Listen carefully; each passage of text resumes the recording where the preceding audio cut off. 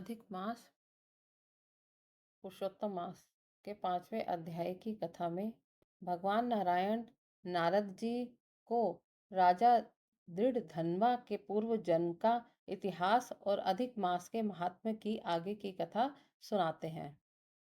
पिछले अध्याय में आपने जाना कि सुखदेव जी राजा परीक्षित को और सूत जी शौनकादि ऋषियों को इस मास की महिमा बता रहे हैं। 5वें अध्याय में कथा राजा दृढ़धन्वा की ओर मुड़ती है। एक समय की बात है, राजा दृढ़धन्वा अपने महल में बैठे थे। तभी वहां परम तेजस्वी महर्षि वाल्मीकि जी का आगमन हुआ।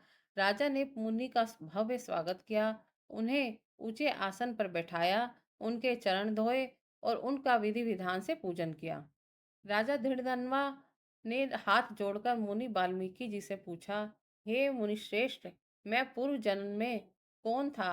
मैंने ऐसे कौन से पुण्य कर्म किए थे जिसके फल स्वरूप मुझे इस जन्म में यह अखंड राज्य, वैभव, उत्तम स्वास्थ्य और सुंदर रूप प्राप्त हुआ है?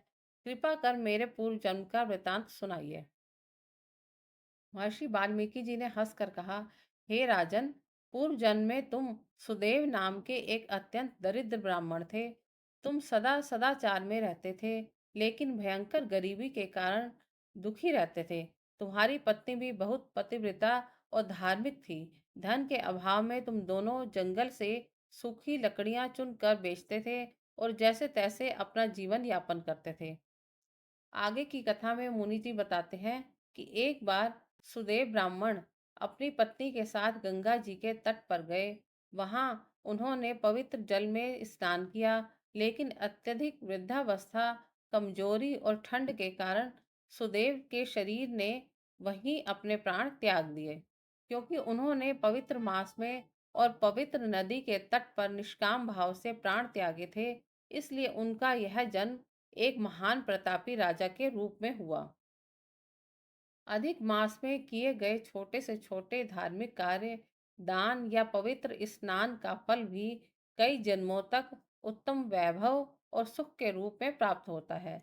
महर्षि वाल्मीकि जी राजा को बताते हैं कि अनजाने में ही सही, लेकिन पूर्व जन्म में उनके द्वारा जो पवित्र नियमों का पालन हुआ, उसी का फल है कि वे आज एक चक्रवर्ती राजा हैं।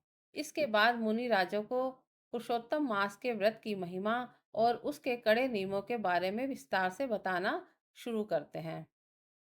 इति श्री अधिक मास महात्म्य पंचम अध्याय संपूर्ण। यह अध्याय हमें सिखाता है कि निस्वार्थ भाव से किया गया पुण्य कभी व्यर्थ नहीं जाता और समय आने पर उसका श्रेष्ठ फल मिलता है। धन्यवाद।